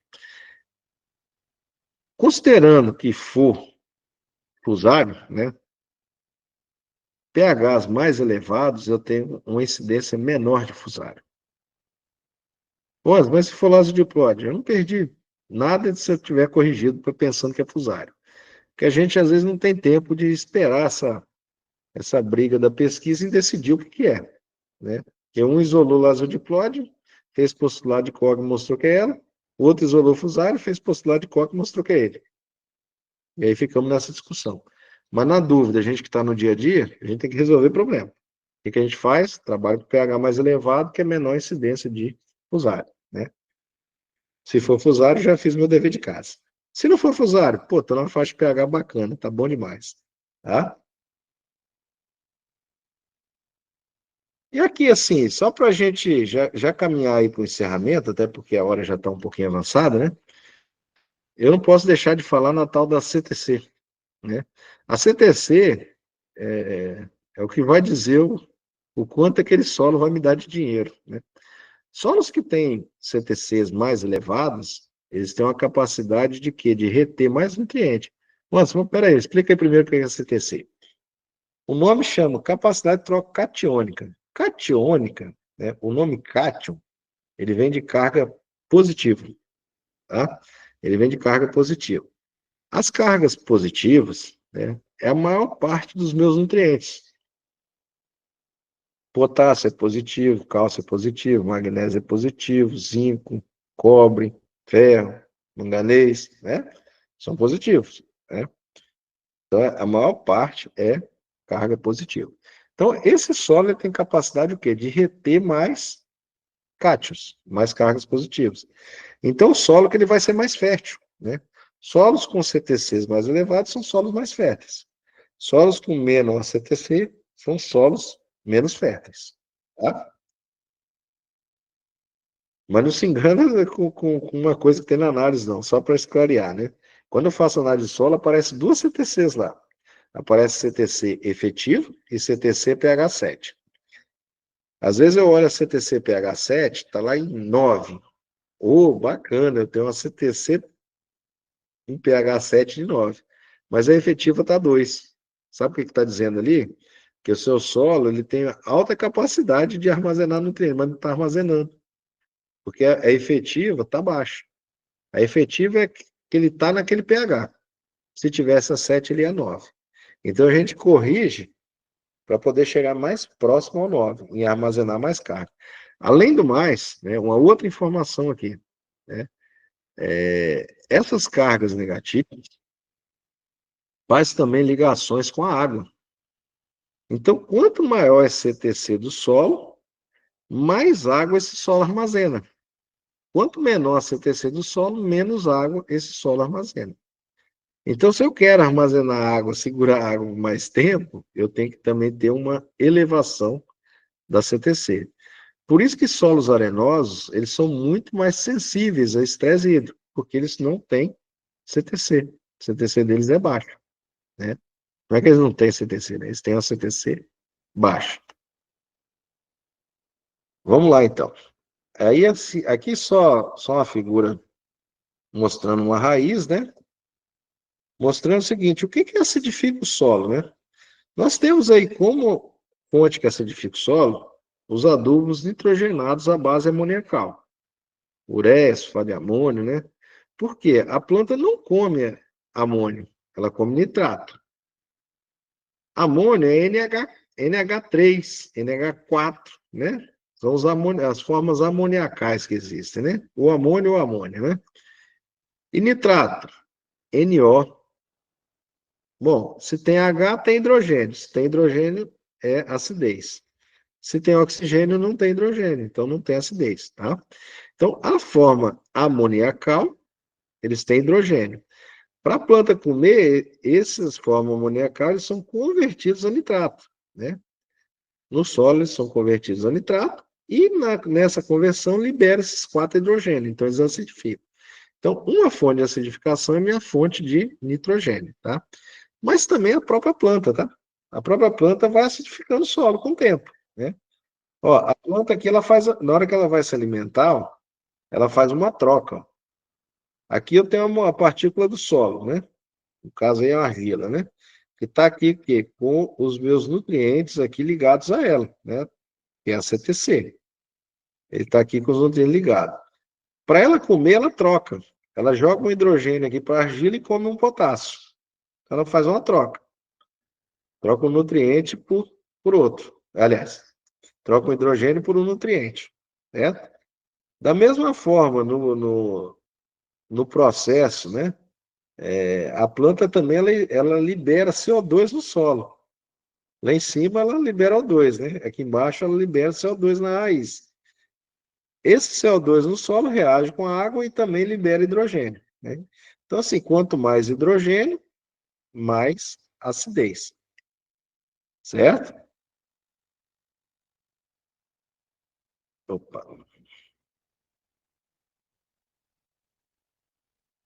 Bom, aqui só para a gente ter uma ideia, né? Da onde vem a CTC, né? Se eu tenho argila no meu solo 1:1, ele contribui de 3 a 15 centimol por quilo de solo, né? Se eu tenho argila 2:1, de 100 a 150 na CTC. Se eu tenho areia, zero. Então, quem contribui mesmo com a CTC no solo é a argila 2:1. Ô Anderson, meu solo é areia, né? Você está falando de CTC, então não tem carga, muito pouco carga negativa. Como é que eu faço? Né? Bom, se você tem um solo areia, eu tenho que botar carga negativa. Como é que eu boto carga negativa? Matéria orgânica, cobertura do solo, né? Então, quem tem solos mais arenosos, ele tem que incorporar mais matéria orgânica. Quem tem solos mais argilosos, para a CTC já não precisa de tanta matéria orgânica. Tem outras funções lá para quebrar a estrutura do solo. Mas pensando em CTC, quem está na areia, não tem o que pensar. Então eu tenho que botar mais matéria orgânica líquida, mais matéria orgânica sólida, mais palhada, né? Que isso vai fazer eu melhorar meu resultado. Da mesma forma, estou na areia, não tem carga negativa, eu tenho que parcelar mais a adubação. Eu estou na argila, eu posso parcelar menos a adubação. Eu estou na areia, eu preciso parcelar mais a irrigação, que ela não segura a água, né? Eu estou na argila, eu posso saltear mais a irrigação, né? Então eu começo a ter uma série de influências que vem devido a essa composição do solo. E nota como que essa CTC influencia em tudo, né? Por isso que ela é tão importante. Aí imagina se você está num solo que você tinha uma capacidade de 9 de CTC e só está 2. Está tomando chumbo na asa porque não corrigiu um pH do solo, não jogou um calcário, tá? Que é a nossa próxima figura aqui, né? Aqui mostrando aqui, ó, que um solo não ácido, as cargas negativas são basicamente ocupadas aí pelos meus nutrientes. Num solo ácido, eu tenho muito alumínio e muito hidrogênio, né? Então eu tenho pouco nutriente.